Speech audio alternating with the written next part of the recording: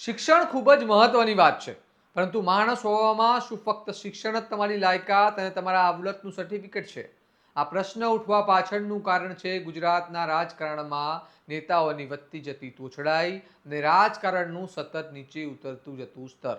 આજે વિધાનસભામાં આ મામલે ખૂબ જ ગરમાગરમી સર્જાઈ, તેનું કારણ છે આપના ધારાસભ્ય ગોપાલ ઇટાલિયા, જેમણે વિધાનસભામાં આજે પોઈન્ટ ઓફ ઓર્ડર ઉઠાવી વિધાનસભામાં ગરમાવો લાવી દીધો અને પછી શરૂ થઈ તોછડાઈની પરાકાષ્ઠા. આવો વિગતે વાત કરીએ સમગ્ર મામલા વિશે આ અહેવાલમાં. નમસ્કાર, હું છું ચિરાગ વર્ષાબેન. આપ જોઈ રહ્યા છો સ્વમાન.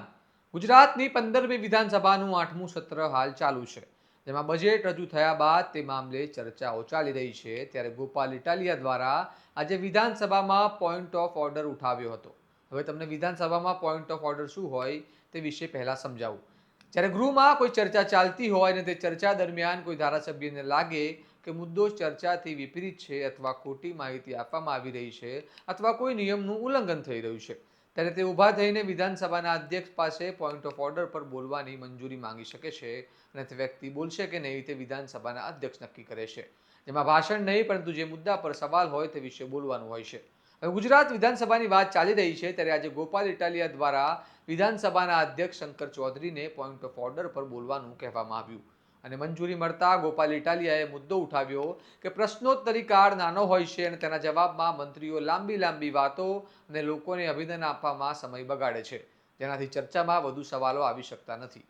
મુદ્દો વ્યાજબી હોઈ શકે, પરંતુ આખરે ગોપાલ ઇટાલિયાએ તેમના શિક્ષણ પર ઘમંડ કરતા વિધાનસભામાં પણ ગુજરાતના નાયબ મુખ્યમંત્રી પર ટીકા કરતા તેમનું અપમાન કરીને કહ્યું કે હું કોઈ 8 ચોપડી પાસ નથી, LLB થયેલો છું, એટલે મારી જાતને હોશિયાર સમજું છું, પરંતુ હું કોઈને ખોટા બતાવીને પોતાનો મોટો બનાવવા માંગતો નથી. અને આ નિવેદન બાદ મામલો વિધાનસભામાં ગરમાયો, જેનો વળતો જવાબ આપતા નાયબ મુખ્યમંત્રી હર્ષ સંઘવીએ કહ્યું કે કોઈ સભ્યએ કદાચ ચોપડીઓ ઓછી વાંચી હોય, પરંતુ અહીં કોઈને જૂતું ફેંકવાનું શીખવામાં આવ્યું નથી. તેમના પણ આ નિવેદનના મામલો વધુ ગરમાઈ ગયો હતો. હવે અહીંયા મહત્વનું તે છે કે કોઈ પણ નેતા કે ધારાસભ્ય પોતાના વ્યાજબી મુદ્દા પર વિરોધ કરી શકે અને બોલી શકે, પરંતુ શિક્ષણની સાથે સાથે સંસ્કાર પણ એટલા જ મહત્વના છે. શિક્ષણ અને સંસ્કારની વાતો કરનારી આમ આદમી પાર્ટીના નેતાએ ખરેખર પોતાની અંદર નજર કરીને જોવું જોઈએ કે તેમના શિક્ષણની સાથે સાથે તેમને સંસ્કારની કેટલી જરૂર છે. શું ધારાસભ્ય તરીકે ગુજરાતના નાયબ મુખ્યમંત્રી અથવા તો કોઈ પણ નેતા કે નાગરિક વિશે આવી ભાષા વાપરવી શોભે?